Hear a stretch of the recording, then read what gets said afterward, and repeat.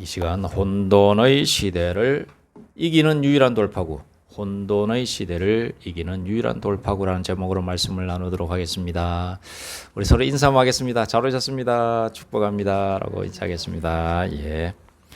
사랑하는 여러분, 혹시 영화 인터스텔라라고 아십니까? 보신 적 있습니까? 이제 우주를 배경과 우리 지구를 배경으로 해서 이렇게 나오는 영화가 있습니다. 이 영화의 배경은 그렇습니다. 황폐해진 미래의 지구를 보여주고 있습니다. 지구는 온통 모래바람과 기상이후로 인해서 피폐해진 상태입니다. 인류가 먹을 수 있는 주식 작물들은 병들어서 차례차례 점점 죽어가고 있습니다. 더 이상 지구에는 희망이 없고 인간이 살아갈 수 없는 고통의 때가 도달해 오고 있는 겁니다. 그런데 이 영화에서 더 무서운 점이 있습니다. 그것이 무엇이겠습니까? 지구가 이렇게 멸망하는데도 그 안에 있는 사람들은 서로 비방하고 서로 죽이려고 하고 있다는 것입니다. 서로 돕기는커녕 자기 살겠다고 이기적으로 변해가고 있는 모습을 다 그 장면들로 보여주고 있습니다. 과학과 문명은 놀라울 정도로 발달해 있는 그 영화의 배경입니다. 우주로 가고 우주에서 이상한 이렇게 기계까지 조작해서 이렇게 합니다. 그런 문명과 달리 사람들은 점점 사나워지고 있는 거죠. 인간의 내면은 점점 메말라가고 사나워집니다. 이 영화의 모습은 어쩌면 미래의 모습이 아니라 현대의 모습이 되어가고 있는 것 같습니다. 영화만의 문제가 아니라 우리 현대의 모습입니다. 현재 보니까 지구 온난화로 지금 우리 부산도 지금 39도까지 올라갔죠. 여러분, 점점 지구가 뜨거워지고 있습니다. 사람들은 또 어떻습니까? 점점 이기적이고 폭력적으로 변해가고 있습니다. 여러분, 가만히 보십시오. 이란 전쟁 그치지 않고 있죠. 우크라이나 전쟁, 1차 세계대전이 4년 조금 넘었는데 그 더 넘어서 지금 5년째 돼가고 있거든요. 6년간 지속되었던 2차 세계대전과도 맞먹을 정도로 끝나지 않는 전쟁이 이어지고 있습니다.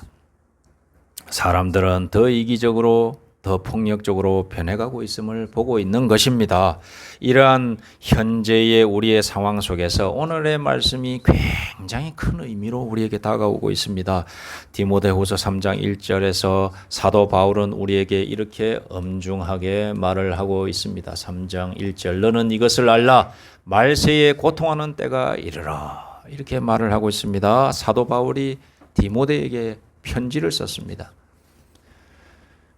말세가 되면 고통의 때가 이르게 될 거다, 이렇게 말을 하고 있습니다. 여기서 고통하는 때, 헬라어로 보니까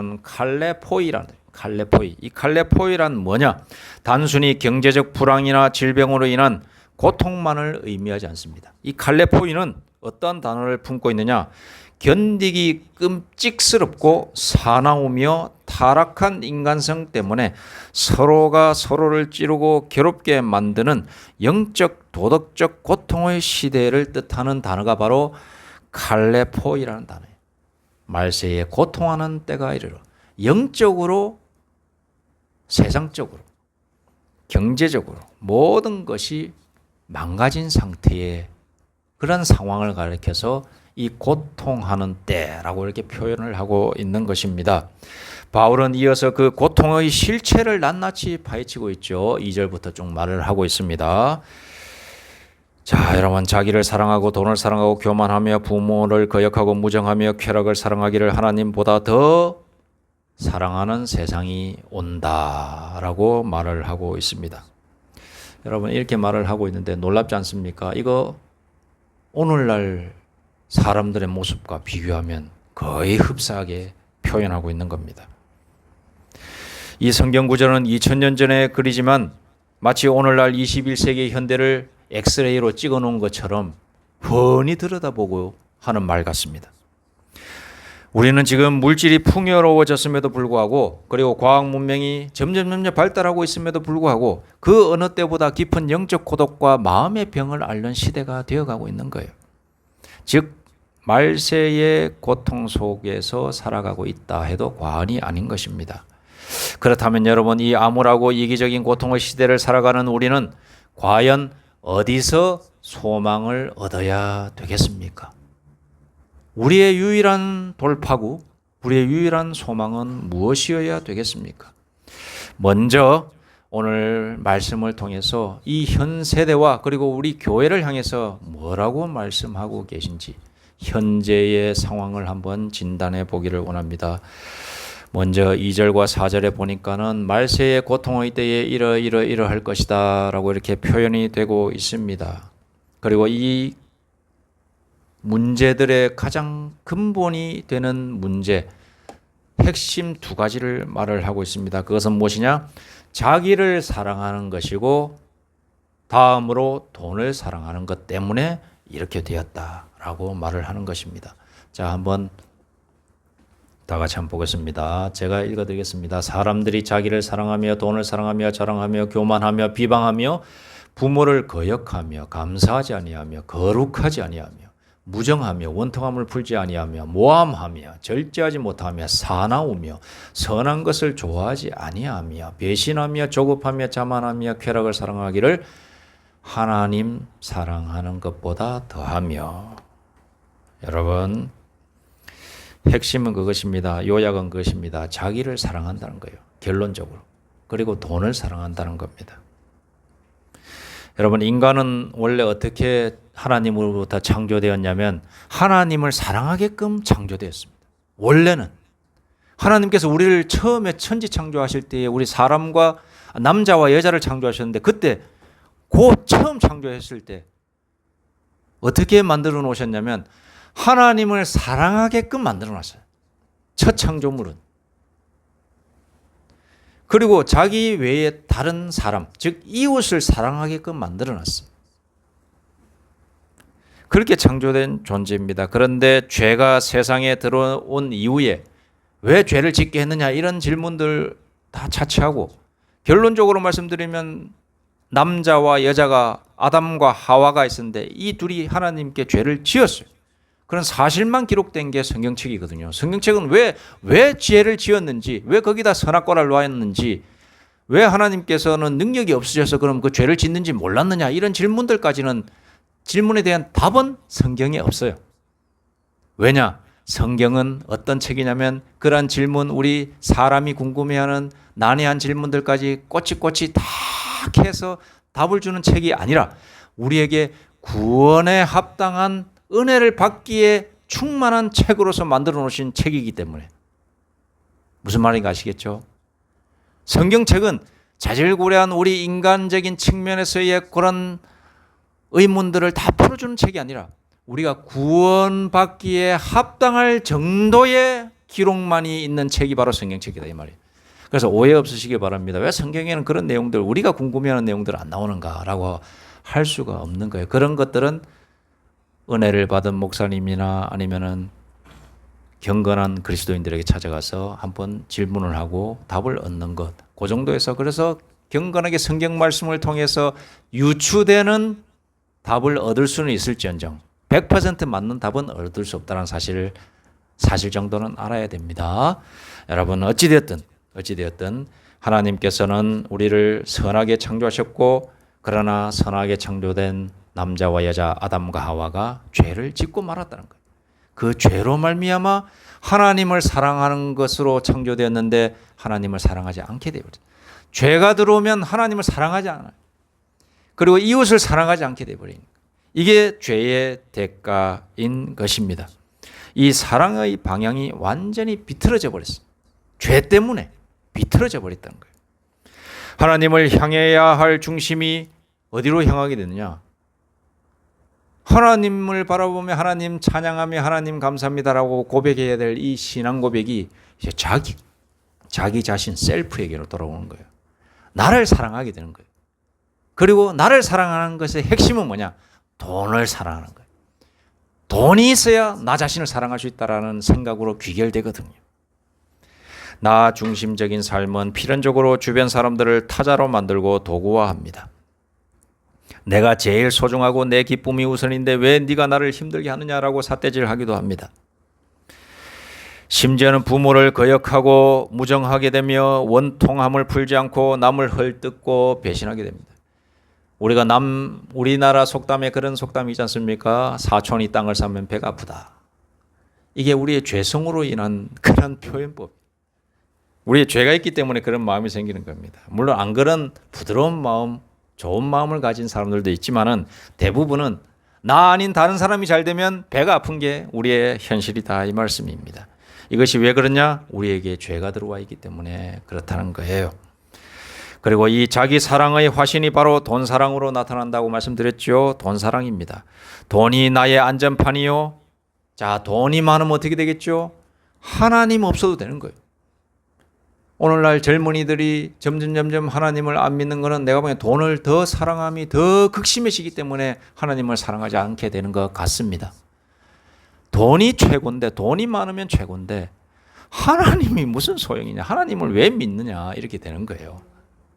여러분, 그러니까 하나님을 떠났다라고 하는 것은 내 마음속에 돈이 강해져 돈이 신이 되어서 내 자리에 이 하나님 있어야 될 자리에 앉아 있다라고 생각하시면 되는 겁니다. 돈이 나의 안전판이요 하나님 자리를 대신하는 우상이 되고 만 것입니다. 돈만 있으면 행복할 수 있다, 쾌락을 살 수 있다, 만족할 수 있다 라고 생각하면서 영혼을 팔아 넘기고 있는 것입니다. 하지만 결과가 어떠하냐? 결과가 돈을 사랑하게 되면 결과가 어떻게 되느냐? 자, 여러분, 세상은 더 화려해졌는지 모릅니다. 우리나라도 제 어렸을 적만 하더라도 잘 살지 못했죠. 그냥 평범한 개발도상국이었는데 지금 선진국이라고 하지 않습니까? 저기 서면만 나가더라도 너무 건물들 이쁘게 잘 지어놨습니다. 빌딩들 보기 좋습니다. 해운대 가면은 누가 그러더라고요. 아시아의 무슨 시드니라고 그런 말까지 하고. 광안대교가 야경 있죠. 그 이기대 쪽에서 광안대교를 딱 보면은 그 야경이 정말로 이보다 좋을 수 없다라고 할 정도로 세계인이 극찬하는 그런 부산의 야경이라고 합니다. 그리고 바로 앞에 해수욕장 있죠. 광안리 해수욕장, 해운대 해수욕장. 거기에 외국인 들어오면 깜짝 놀란답니다. 이 큰 빌딩 바로 앞에 해수욕장이 있네 이러면서. 우리는 다 외국에는 다 그런 데가 있는 줄 알았는데 그런 데가 없는 모양입니다. 어찌됐든 이렇게 발달하고 이런 거 다 뭐죠? 우리나라에 돈이 몰렸기 때문에. 돈이 많아지니까 그런 것도 짓고 세금을 또 걷어서 또 구청마다 좋게 건물을 짓고 그렇게 하는 것 아니겠습니까? 그런데 우리의 가정과 공동체 그리고 개인의 영혼은 어쩌면은 점점 피폐해져 가고 있다. 이기주의의 칼날이 난무하는 세상 속에서 사람들은 상처받고 피 흘리며 신음하고 있다. 여러분, 제 어렸을 적에 그 정이 지금은 사라지고 있는 세상 아니겠습니까? 어릴 적에 사촌 간에 흘렀던 그런 생각들 그리고 즐거운 그런 이 감정의 교류들 이런 것들이 많이 사라지고 있는 것이 오늘날의 현실의 모습입니다. 여러분, 세상이 이렇게 변해갔지만 변해가고 있습니다. 이렇게 변해가고 있는 겁니다. 전부 좀 안 좋은 쪽으로 변해가고 있어요. 이 감정 쪽으로 보면 물질은 발달하지만 감정 쪽으로는 변하지 않고 있어요. 오히려 더 떨어지고 있는 겁니다. 그러면 교회는 어떤가? 교회는 사도 바울은 이렇게 말을 하고 있습니다. 교회는 어떤가? 경건의 모양은 있으나 경건의 능력은 부인하니 이 같은 자들에게서 내가 돌아서라. 여러분, 이거 오늘날 우리 교회, 우리 한국 교회를 향해서 세계 교회를 향해서 말하는 사도 바울이 2000년 전에 살았던 사도 바울이 예언을 하는 것과도 마찬가지입니다. 사도 바울은 이 말세의 고통스러운 세태 속에서 교회를 향해 더욱 날카롭게 두려운 경고를 하고 있습니다. 경건의 모양만 있다. 아주 무서운 함정이 있습니다. 말세가 되면 세상 불신자들뿐만 아니라 그리스도인들조차도 껍데기만 남은 신앙생활을 할 수 있음을 경고하고 있습니다. 경건의 모양이 뭐냐? 경건의 모양. 주일이면 어김없이 교회에 나와 예배드리고 성경책 끼고 다니며, 요즘 성경책 끼고 다니는 것도 조금 힘든 것처럼 보입니다. 또 찬송가를 부르고 기도 타이틀도 가지고 또 종교적인 언어와 직분도 가지고 또 그렇게 교회 생활하는 사람들이 많이 있습니다. 겉보기에는 아무 문제 없는 신실한 성도처럼 교회 생활하는 사람들이 많이 있습니다. 그러나 그 내면을 보면, 대화를 해보면 생명의 주인이신 예수 그리스도를 온전히 믿고 있는가, 그리고 예수 그리스도의 말씀을 따라 사는가, 그것은 별개의 문제가 되어가고 있다는 겁니다. 그래서 경건의 모양만 있다는 거예요. 믿는 자들의 마음 속에 예수 그리스도의 말씀이 살아서 자기 행동에 영향을 미치고 있으면 그건 예수 그리스도의 은혜를 받아 누리고 있는 현재 살아있는 그리스도인, 경건의 능력이 있는 그리스도인이지만 말과 입이 다르고 행동이 다르고 세상 사람들과 똑같이 살고 죄를 짓고 하나님의 말씀 속에 하지 말라고 한 거 해버리고, 이런 사람들은 경건의 모양만 있는 사람들이다, 이 말씀입니다. 죄를 이기는 능력도 없고 이웃을 진정으로 용서하고 품어주는 사랑의 능력도 없고, 예배당 문을 나서는 순간 세상 사람들과 똑같이 이기적으로 살고 돈을 쫓아 살고, 내 상처와 자존심이 상하면 올컨이 잘 걸렸다 하면 주먹을 놔도 한번 쥐면서 한번 이렇게 들이내고, 여러분, 능력이 없는 종교 생활은, 신앙생활은 우리를 더 위선적으로 만들 뿐입니다. 그리고 영혼을 지치게 만듭니다. 껍데기뿐인 형식은 고통을 치유할 수 없음을 여러분 아시기 바랍니다. 여러분, 모래성 같은 경건의 모양, 여러분 말세에 이르면은 다 그 경건의 모양만 있었던 사람들은 다 무너지게 되어 있어요. 모래성 그야말로. 제가 어렸을 적에 해운대나 광안리 가서 다 가면 저는 모래성 쌓는 걸 좋아하거든요. 모래성을 다 쌓아가지고 있으면 파도가 갑자기 한 번씩 팍 들이쳐. 그러면은 무너집니다. 정성껏 쌓는데 그게 탁 파도가 한 두세 번 대비를 하고 쌓았는데도 큰 파도가 오면은 싹 사라지는 걸 제가 봤습니다. 여러분, 모래성 위에 우리의 신앙을 쌓으면 안 됩니다. 그것이 바로 예수 그리스도의 말씀을 우리의 마음속에서 새기고 그걸 실천하며 살면 그 사람은 반석 위에 믿음을 쌓는 사람인데, 그냥 형식적으로 교회 나와서 생활하고, 종교 생활이죠. 그냥 종교적으로만 생활하고 예수의 말씀이 내 마음속에서 살아 숨쉬지 못한 그런 상황에서 살면 모래성과도 같은 믿음이다, 이 말씀입니다. 여러분, 이런 이기적인 시대, 교회까지도 무너지고 있는 시대, 경건의 능력마저 상실한 이 공고한 시대에 그러면 우리가 붙들어야 될 유일한 돌파구가 뭐냐? 무엇이겠습니까? 그것은 바로 예수 그리스도와 그분의 십자가 복음으로 온전히 돌아가는 거예요. 회복하는 겁니다. 여러분, 세상을 구원할 영화를 보면은 그 영화의 주인공 한 명이 탁 나타나서 그 영화에서 나오는 여러 가지 위기 상황을 탁 영웅처럼 해결하는 모습을 보게 됩니다. 하나님은 우리를 구원하시기 위해 하늘 보좌 버리시고 이 땅에 영웅을 보내셨습니다. 그 영웅이 누구냐? 바로 우리 예수님. 인간은 끝까지 자기를 사랑하고 내 이익을 위해 타인을 십자가에 못 박으려고 호시탐탐 노리고 있는 존재이지만, 그러나 예수님은 정확히 그 반대의 길을 가셨습니다. 자기를 사랑하는 이기심의 죄를 향해 예수님은 자신을 완전히 부인하고 자신이 십자가에 대신 못 박혀 죽으셨습니다. 이 십자가에 못 박혀 죽으심은 무한한 자기 희생이었어요. 이기적이고 타인을 못 박으려고 하는 세상 속에서 예수님은 자신이, 그래, 내가 희생하겠노라. 돈과 쾌락을 쫓는 탐욕을 향해 예수님은 하늘의 보화와 비교할 수 없는 하나님의 사랑을 값없이 그저 우리에게 부어주시고 계십니다. 여러분, 십자가가 무엇입니까? 십자가는 껍데기뿐인 경건의 모양을 박살내고 우리 안의 이기적인 자아를 못 박는 하나님의 강력한 능력이 되는 겁니다. 여러분, 예수를 우리의 마음속에 온전히 받아들이시기를 소망합니다. 사도 바울은 고린도전서에 보니까 이렇게 말씀하고 있습니다. 십자가의 도가, 십자가의 믿음이 멸망하는 자들에게는 미련한 것이요 구원을 받는 우리에게는 하나님의 능력이라 라고 선포하고 있습니다. 사랑하는 여러분, 내 힘으로는 이 시대의 이기심을 이길 수 없습니다. 상실한 나의 마음을 위로해 줄 수 없습니다. 내 자신 스스로는 극복할 수 없어요.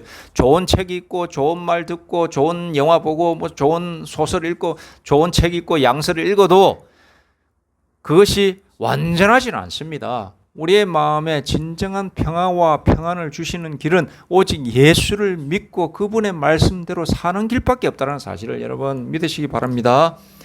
여러분, 설교를 마무리하도록 하겠습니다. 지금 세상은 여전히 아까 처음에 이야기 드렸죠. 피폐된 지구의 환경을 말했던 인터스텔라의 그러한 지구처럼 각자 도생의 길을 걷고 있습니다. 사람들은 두려워하고 서로 물어뜯으며 공허 속에서 신음하고 있습니다. 이때 우리 주님은 오늘 우리를 이 자리에 부르셔서 조용히 묻고 계십니다. 너는 진정 무엇을 사랑하고 있느냐? 너는 경건의 껍데기만 붙들고 지쳐 있지는 않느냐? 이제 우리를 향한 헛된 사랑과 탐욕을 우리는 내려놓아야 됩니다. 그리고 우리를 위해 목숨까지 버리신 예수 그리스도의 십자가 앞으로 나아가야 되는 줄로 믿습니다.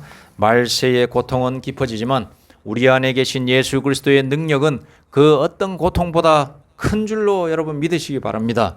오직 주님의 십자가 능력으로 이 세상을 이기고 날마다 가정과 일터에서 참된 평안과 복음의 빛을 흘려보내는 거룩한 하나님의 백성들 되시기를 간절히 축복하며 원합니다. 기도하겠습니다. 사랑과 은혜의 하나님, 말세의 고통과 이기심이 가득한 세상 속에서 저희도 자기를 사랑하고 돈을 사랑하며 경건의 모양만 쫓아 살았음을 고백합니다. 하나님, 저희의 어리석음을 용서하여 주옵소서. 이제 십자가 앞에 저희의 자아를 못 박사오니 오직 예수 그리스도의 생명의 능력으로 저희를 채워주사 이 어두운 세상을 사랑과 복음으로 이겨내는 믿음의 사람들, 용사들 되게 하여 주옵소서. 예수 그리스도의 이름으로 기도드립니다. 아멘.